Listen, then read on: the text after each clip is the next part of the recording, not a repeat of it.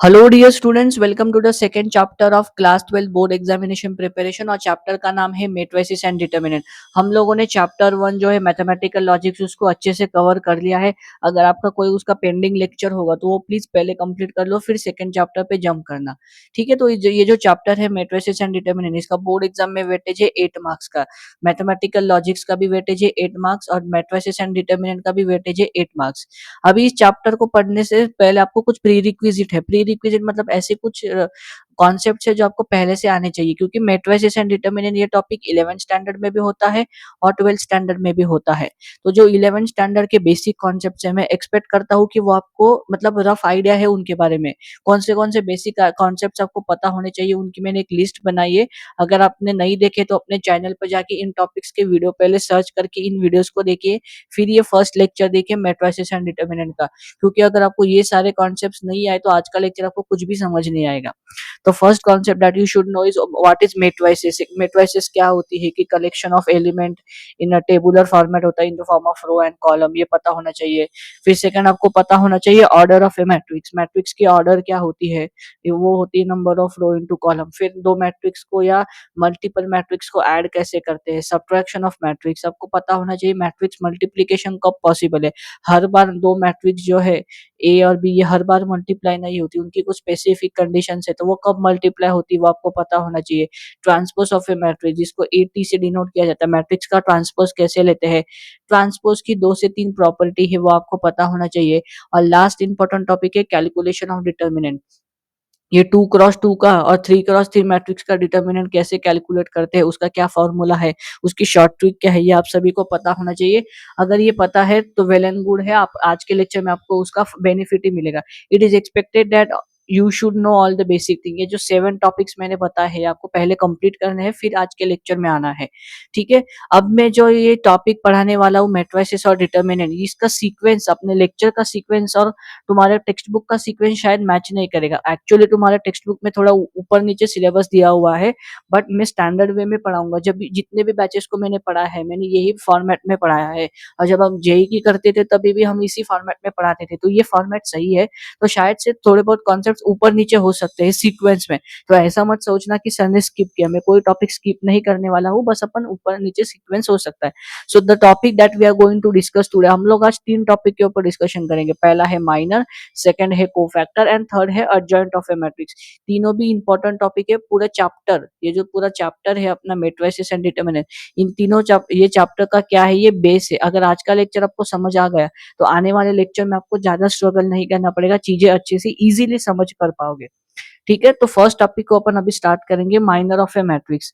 Although ये topic आपके 11th में भी है, बट स्टिल मुझे लगा कि इसको डिटेल में कवर करना चाहिए, इसलिए हम लोग आज इसको फिर से कवर करेंगे। माइनर ऑफ ए मैट्रिक्स, देखो क्या लिखा है, minor of a matrix is calculated by removing that row and that column and then find the determinant of a given matrix. Sir मतलब अगर किसी माइनर निकालना है तो वो रो को वो कॉलम को छोड़ दो, ऐसा कुछ है क्या सर? सर थोड़ा थोड़ा समझ रहा है, इतना डिटेल में नहीं समझ रहा। मैंने कहा अभी के लिए बस डेफिनेशन याद रख लो, जब एग्जांपल सॉल्व करेंगे तब समझ आएगा।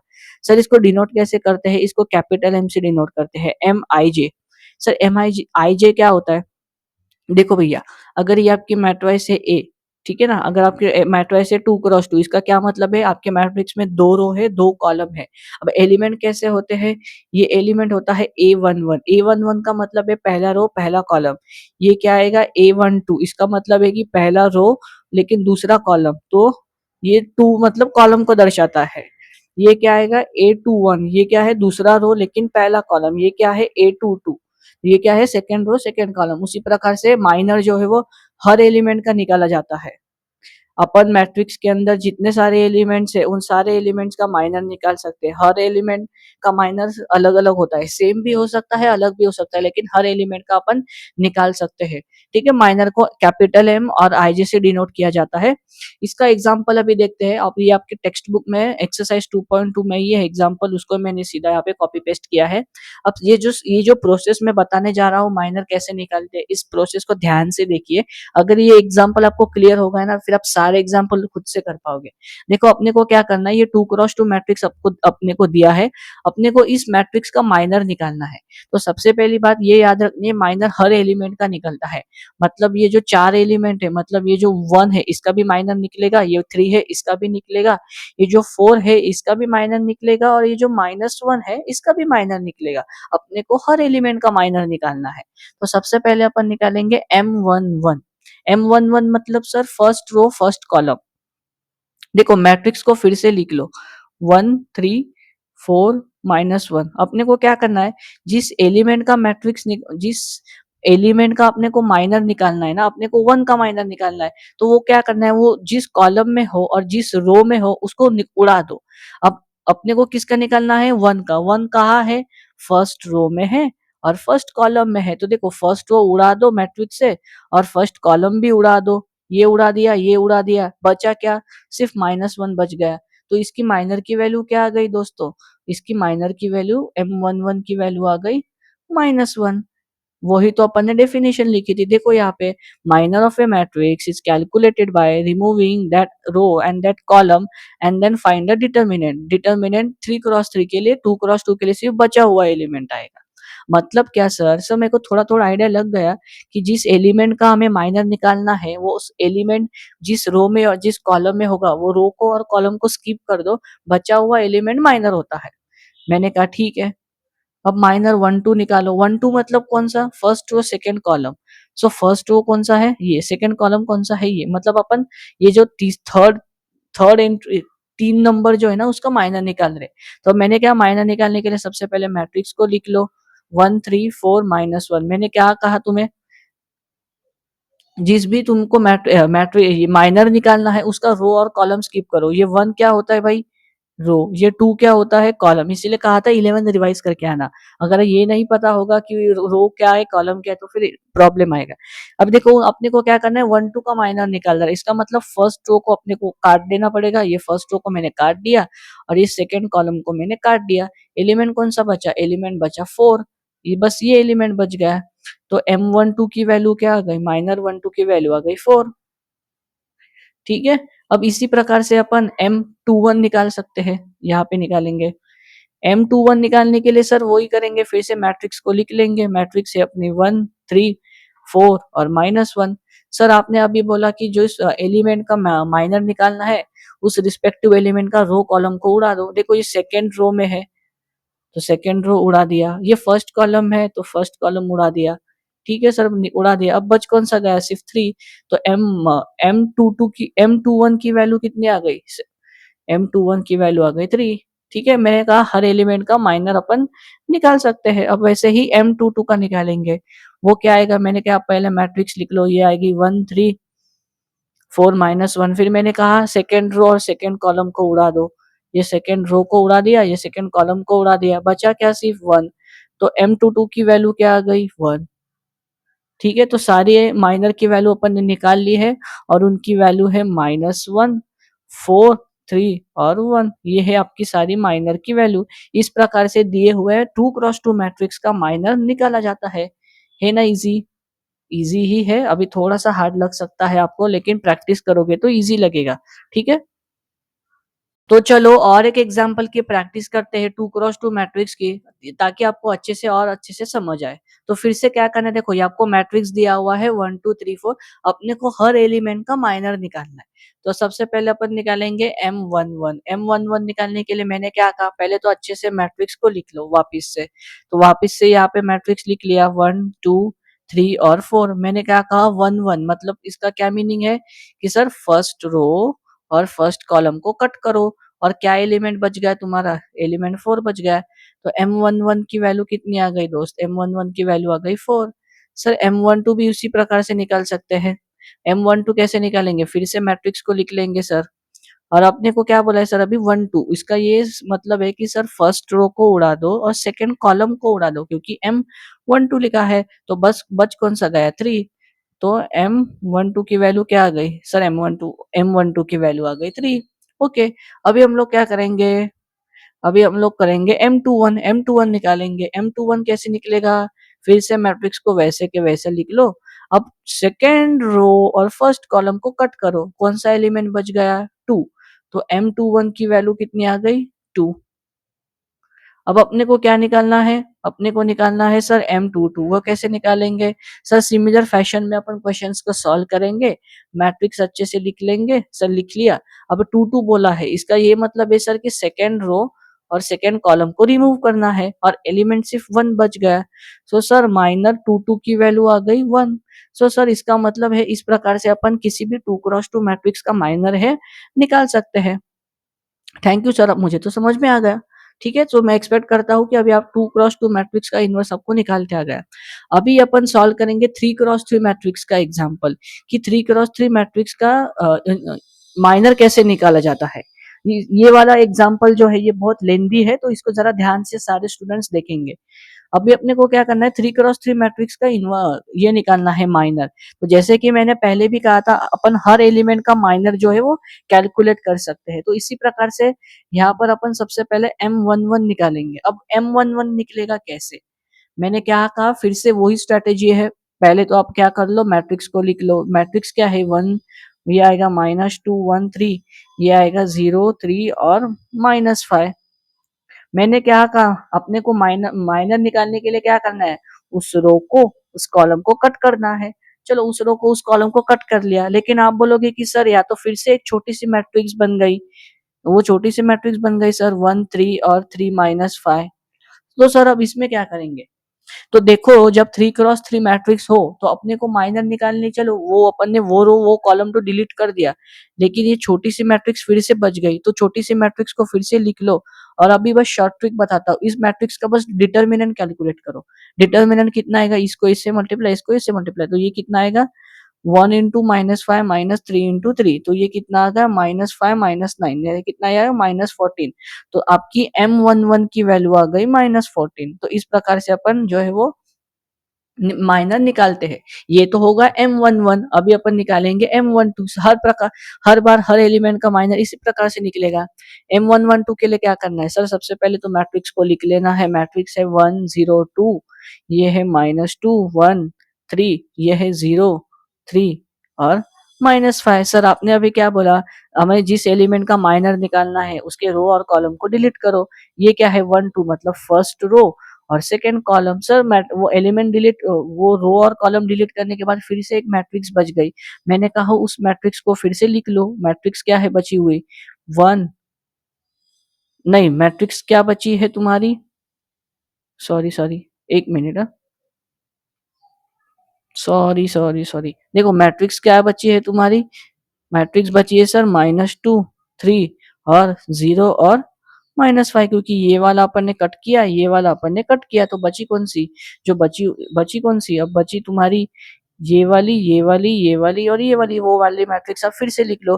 फिर सर बाद में आपने बताया कि अगर 2x2 मैट्रिक्स बच जाती है तो हमें कुछ नहीं करना है सर, बस उसका डिटर्मिनेंट कैलकुलेट करना है। सर ये एग्जाम्पल का डिटर्मिनेंट आ रहा है 10। ठीक है, अब डिटर्मिनेंट कैसे कैलकुलेट करते हैं वो मैंने ऑलरेडी बोला है तुमको कि 11th स्टैंडर्ड में कवर किया है, तो वहां से कवर कर लो। क्योंकि अगर फिर से मैं बताते बैठ गया डिटर्मिनेंट कैसे कैलकुलेट करते हैं, तो फिर 15 से 20 मिनट वाला लेक्चर जो है वो 1 से 1.5 घंटे में कन्वर्ट हो जाएगा। ठीक, इसलिए बाकी देख लो आप। ठीक है, सो सर ये निकाल लिया हम लोगों ने। सर इसका ये मतलब है कि M12 की वैल्यू आ गई सर 10। Okay, very good. अब मैंने कहा अपने को हर प्रकार के एलिमेंट, हर एलिमेंट का निकालना है, तो M13 का भी सर वैसे ही निकलेगा क्या?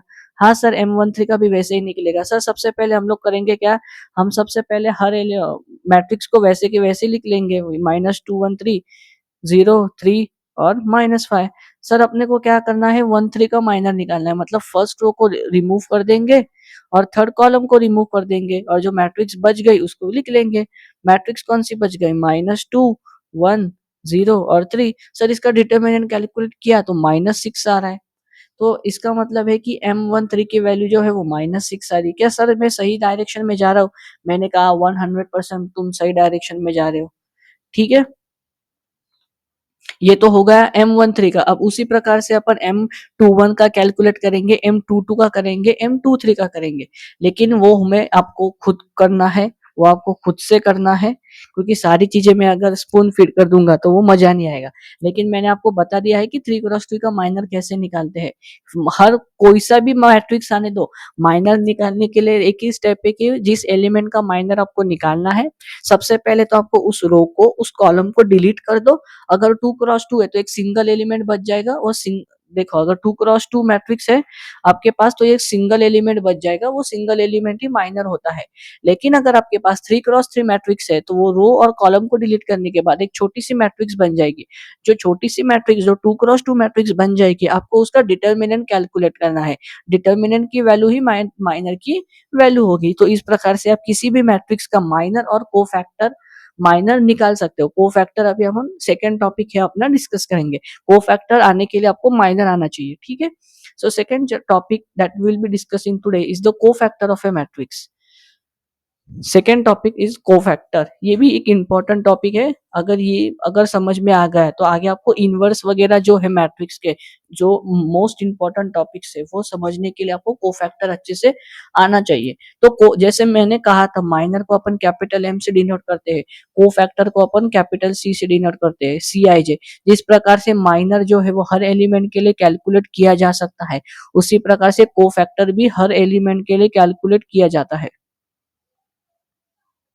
हर एलिमेंट के लिए मतलब the total number of elements present in A matrix. जैसे अगर ये मैट्रिक्स है आपके पास ABCD, ठीक है, अगर आपके पास ये मैट्रिक्स है स्टूडेंट, तो इसका भी कोफैक्टर निकलेगा, इसका भी निकलेगा, इसका भी निकलेगा, इसका भी निकलेगा। हर एलिमेंट का कोफैक्टर निकाला जा सकता है। कोफैक्टर का फॉर्मूला है क्या सर? मैंने कहा हाँ, इसका भी एक फॉर्मूला है, CIJ। CIJ का फॉर्मूला है -1 to the power I+J into MIJ। Sir MIJ तो माइनर है ना? हाँ, माइनर ही है। मतलब सर कोफैक्टर निकालना होगा तो हमें सबसे पहले माइनर निकालना पड़ेगा, और बस -1 to the power I+J करना पड़ेगा। ठीक है? बिल्कुल सही कहा मैंने, बिल्कुल सही सुना आपने। यही है कोफैक्टर, है कोफैक्टर का यही फॉर्मूला है। इसको थोड़ा डिजाइन विजाइन करते आओ।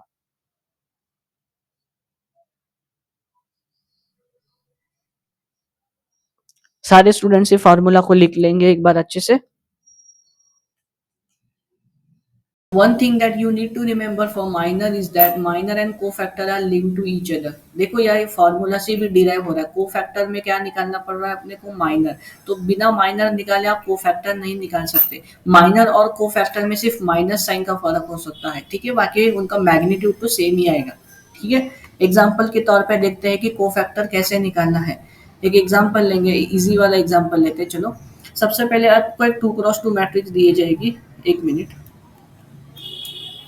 स्टूडेंट्स, फर्स्ट ऑफ ऑल आपको एक 2x2 मैट्रिक्स के लिए देखते हैं। मान लो आपके पास एक मैट्रिक्स है 1 2 3 4, ठीक है। कॉमन एग्जांपल है ये कोफैक्टर निकालने के लिए, ठीक है।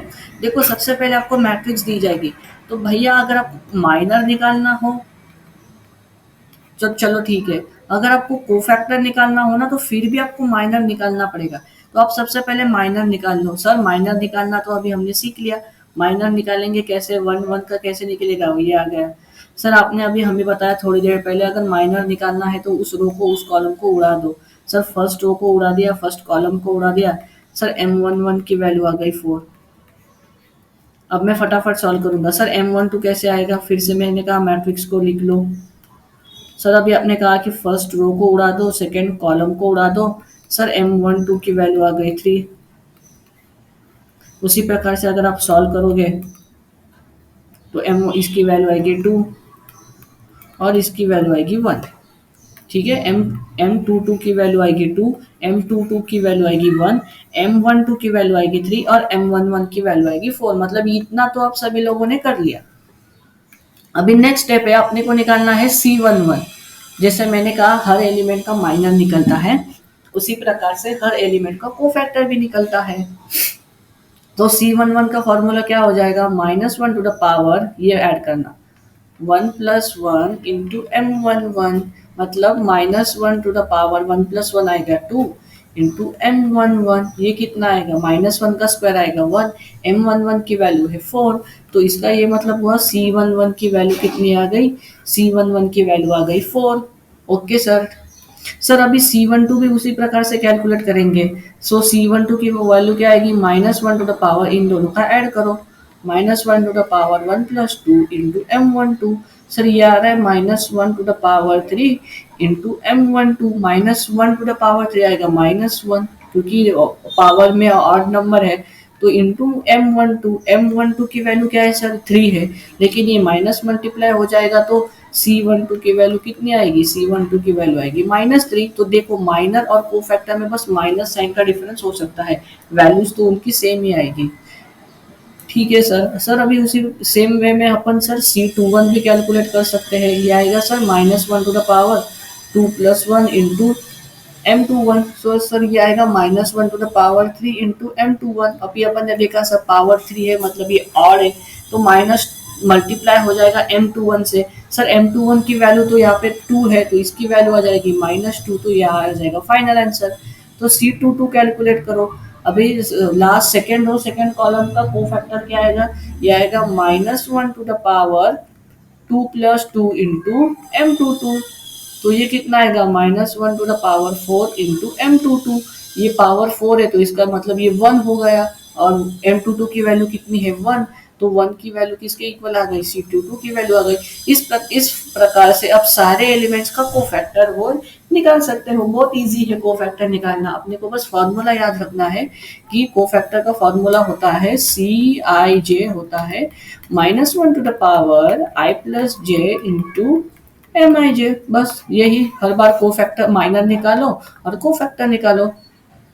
अब 3x3 मैट्रिक्स के लिए सर कैसे करेंगे, एक 3x3 मैट्रिक्स के लिए मैं आपको एक एलिमेंट का निकाल के देता हूँ, सारे एलिमेंट्स का आप खुद कैलकुलेट करोगे।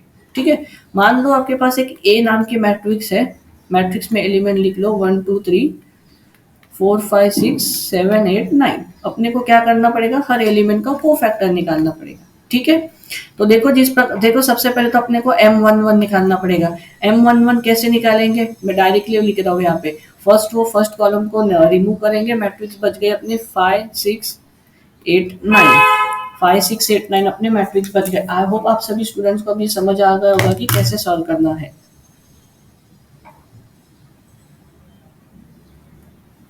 तो इसका भी डिटर्मिनेंट निकालेंगे, ये कितना आएगा, 9 इंटू 5 आएगा 45, -6 इंटू 8 करेंगे तो ये वैल्यू निकल के कितनी आ जाएगी, टोटल वैल्यू निकल के आ जाएगी -3। मतलब M11 की वैल्यू कितने आ गए, M11 की वैल्यू आ गए -3। अभी अपने को क्या निकालना है, C11 निकालना है। तो C11 भी सेम आएगा, C11 आएगा -1 टू द पावर, इसका एडिशन 1 प्लस 1 इंटू M11। ये कितना आएगा, -1 स्क्वायर इंटू M11। स्क्वायर से वजह से माइनस निकल गया तो इसकी वैल्यू सिर्फ -3 आएगी, मतलब C11 की वैल्यू भी आएगी -3। तो सेम वे में जैसे अपन ने लास्ट एग्जांपल में देखा था 3x3 मैट्रिक्स का माइनर निकालना है, उसी प्रकार से कोफैक्टर निकालना है। बस कोफैक्टर के लिए ये फॉर्मूला यूज करना है, फॉर्मूला में वैल्यू सब्स्टिट्यूट करनी है। अगर माइनस के पावर में ऑड होगा तो माइनस से मल्टीप्लाई करना है, अगर पावर इवन होगी तो माइनस साइन नहीं मल्टीप्लाई होगी। सेम वे में अपने को हर एलिमेंट का कोफैक्टर निकालना है। तो आई होप कि आपको ये जो दो टॉपिक है माइनर और कोफैक्टर ये अच्छे से समझ गए होंगे, बहुत इजी टॉपिक है। आप टेक्स्ट बुक में भी देखोगे तो इसके सॉल्व एग्जांपल्स हैं जो ऑलमोस्ट मैंने कवर भी किए, बट स्टिल आपको चाहिए तो आप प्रैक्टिस के लिए टेक्स्ट बुक में के सारे एग्जांपल सॉल्व कर। Okay guys, so next topic जो आज अपन डिस्कस करने वाले हैं वो है अर्जेंट ऑफ ए मैट्रिक्स। आपने देखा होगा अर्जेंट के आगे मैंने स्टार किया हुआ है, स्टार इसीलिए किया है क्योंकि ये बहुत इंपॉर्टेंट टॉपिक है इस पूरे चैप्टर में। अगर इस चैप्टर को अच्छे से समझना है आपको तो ये अर्जेंट टॉपिक को ध्यान से समझना पड़ेगा। इसमें अपन मैक्सिमम टाइम स्पेंड करेंगे टॉपिक को समझने के लिए। अगर 10 मिनट की जगह 20 मिनट भी लग रहे हैं इस टॉपिक को समझने के लिए तो कोई बात नहीं, लेकिन टॉपिक को अच्छे से समझना चाहिए। ठीक है, अर्जेंट का भी एक फॉर्मूला होता है। मैथ्स मतलब फॉर्मूला, मैट्रिक्स एंड डिटरमिनेंट में ज्यादा फॉर्मूला ही है। अर्जेंट का फॉर्मूला क्या है, urgent is a transpose of a matrix form by the cofactor. मतलब सर मतलब अर्जेंट का फॉर्म, अर्जेंट का मतलब है कि जो कोफैक्टर की अपन मैट्रिक्स बनाएंगे, जैसे C11 C12 C21 C22।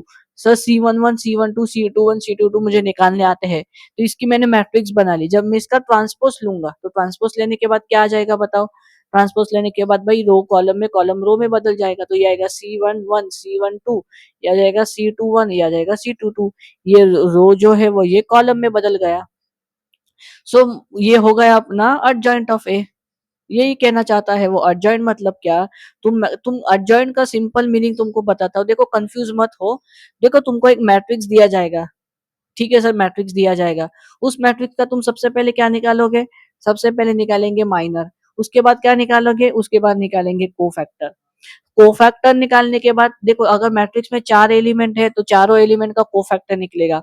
फिर अपने को क्या करना है? ये कोफैक्टर का एक मैट्रिक्स बनाना है, C11, C12, C21, C22, इस प्रकार से अपना मैट्रिक्स कोफैक्टर बनेगा। जब आप इस कोफैक्टर के मैट्रिक्स का ट्रांसपोज करोगे, ट्रांसपोज, तो अर्जेंट बन के आ जाएगा, तो हो जाएगा urgent of A. Urgent of A is a cofactor matrix का ट्रांसपोज। ठीक है, आई होप अभी ये बहुत अच्छे से क्लियर हो गया होगा आप सभी को। Urgent is A transpose of a matrix form by it's cofactor. मतलब जो आप कोफैक्टर की मैट्रिक्स बनाओगे उसका आपको क्या करना है? ट्रांसपोज लेना है। इसको डिनोट कैसे किया जाता है? इसको अगर ए मैट्रिक्स है तो उसका कोफैक्टर डिनोट किया जाता है एडीजे। एडीजे मतलब अर्जेंट ऑफ ए, इस प्रकार से उसको डिनोट किया जाता है। अब अर्जेंट ऑफ ए मैट्रिक्स का 100 क्वेश्चन आपके बोर्ड एग्जाम में भी आएगा, और एमएचटी सीईटी एग्जाम में भी इसके ऊपर 1 से 2 एमसीक्यू आएगा। 100%।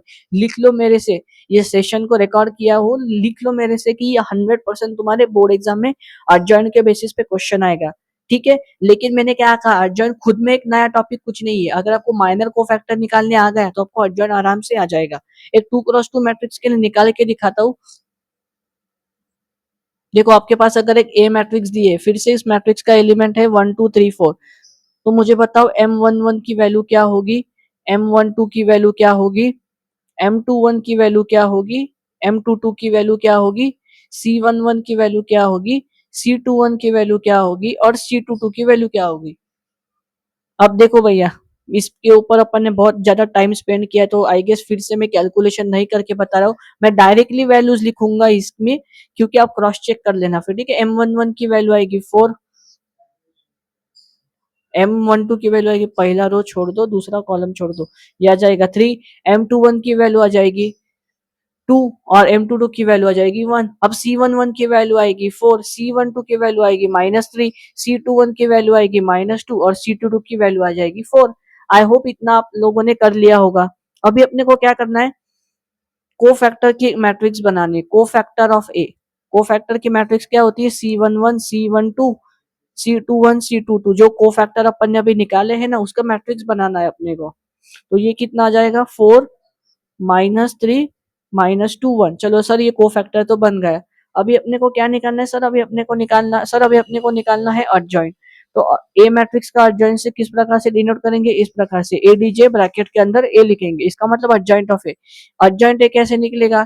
ये जो मैट्रिक्स अपन ने लिखी है ना, ये जो मैट्रिक्स इसलिए अपने को उसका ट्रांसपोज लेना है, तो 4 इधर का वैसा ही रह जाएगा, ये आ जाएगा -3, ये आ जाएगा -2, ये आ जाएगा 1, होगा है तुम्हारा अर्जेंट। मतलब मैंने जैसे पहले भी कहा था, फिर से कह रहा हूँ, अर्जेंट खुद में एक नया कॉन्सेप्ट नहीं है। अगर तुम्हें कोफैक्टर माइनर निकालना अच्छे से आ गया तो तुम अच्छे से कर सकते हो। ठीक है, क्योंकि कोफैक्टर का फॉर्मूला, अर्जेंट का फॉर्मूला क्या है? कोफैक्टर की जो मैट्रिक्स तुम बनाओगे उसका बस तुम्हें ट्रांसपोज लेना है। ये 2x2 के लिए वैसा है, वैसे 3x3 मैट्रिक्स के लिए भी सेम एप्लीकेबल है। जैसे कि एक एग्जांपल के तौर पे अगर आपको बताओ, तो अज्यूम कर लो कि ये आपके पास एक मैट्रिक्स है 1 2 3 4 5 6 7 8 9। तो ये अगर आपके पास मैट्रिक्स है, तो आप सबसे पहले क्या कर लोगे? M11 निकालो, फिर C11 निकालो, फिर ऐसे ही C11, C12, C13, C21 C22 C23, C31 C32 और C33 का आप एक क्या करोगे? मैट्रिक्स बना लोगे। सी वैल्यूज वैल्यूज कैलकुलेट करोगे C11 C12 की, और फिर बाद में क्या करोगे? उसकी माइनर कोफैक्टर की मैट्रिक्स बना लोगे। अर्जेंट मैट्रिक्स क्या होगी? इस मैट्रिक्स की कोफैक्टर अपना ट्रांसपोज होगी। तो ये आ जाएगा C11, ये आ जाएगा C12, ये आ जाएगा C13, ये आ जाएगा C21, ये आ जाएगा C22, ये आ जाएगा C23, ये आ जाएगा C31, ये आ जाएगा C32, और ये आ जाएगा C33। तो इस प्रकार से आप जो है वो अर्जेंट निकाल सकते हो। आई होप अभी आपको माइनर, आज के लेक्चर में अपन ने कितने टॉपिक करे भैया? सर अपन ने करा माइनर, सर अपन ने करा फिर कोफैक्टर, सर अपन ने करा फिर अर्जेंट, सर तीनों भी टॉपिक मुझे अच्छे से समझ आ गए हैं सर। मैं अभी क्या करूंगा, आपका लेक्चर खत्म होने के बाद माइनर के 3-4 क्वेश्चन सॉल्व करूंगा, कोफैक्टर के 3-4 क्वेश्चन सॉल्व करूंगा, एडजॉइंट के 3-4 क्वेश्चन सॉल्व करूंगा, तो ये टॉपिक मेरा अच्छे से हो जाएगा। ठीक है, मैंने आपको एक दो एग्जाम्पल सॉल्व करके भी दिखा दिए कि कैसे कोफैक्टर और माइनर जो है वो कैलकुलेट करना है। ये देख सकते हैं अपन इसको कैलकुलेट किया है। अभी अभी माइनर के ऊपर दो प्रकार के क्वेश्चंस आते हैं। माइनर के ऊपर दो टाइप के क्वेश्चंस अपने को मिलेंगे, एक तो माइनर कैलकुलेट करने को आएगा या तो प्रॉपर्टी के ऊपर पूछेगा। ठीक है, एडजॉइंट का प्रॉपर्टी के ऊपर क्वेश्चन आएगा। इसके आगे देखो 2 स्टार मार्क लगाए हैं, क्योंकि जितना एडजॉइंट का कैलकुलेशन वाला क्वेश्चन इंपॉर्टेंट है उतना ज्यादा प्रॉपर्टी वाला भी, क्योंकि एडजॉइंट के ऊपर मैंने कहा 100% क्वेश्चन आएगा। तो इसमें दो टाइप के क्वेश्चन आते हैं, एक तो आपको वो मैट्रिक्स देंगे और एडजॉइंट निकालने को बोलेंगे।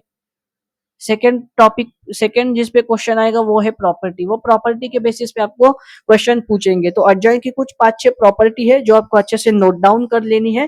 ठीक है, वो उसको याद कर लेना है। उसका प्रूफ वगैरह तो एज ऑफ नाउ नहीं है, और प्रूफ की वैसी तो जरूरत भी नहीं, जहां मुझे लगा प्रूफ मैं वहां देते चलूंगा।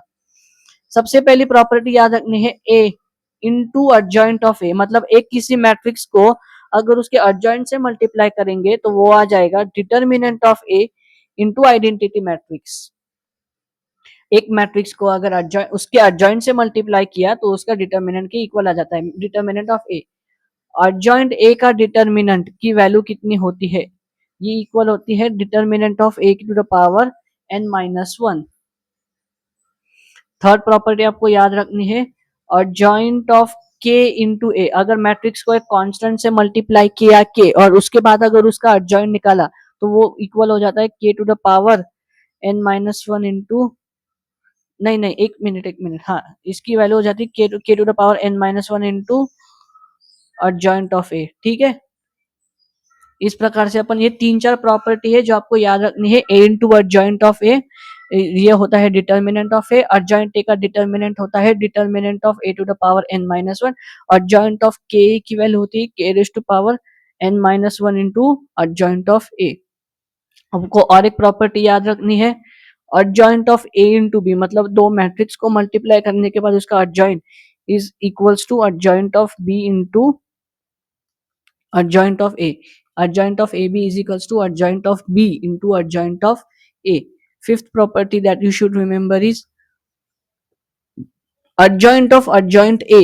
इसका डिटर्मिनेंट ये आ जाएगा determinant of A to the power n-1 का होल स्क्वायर।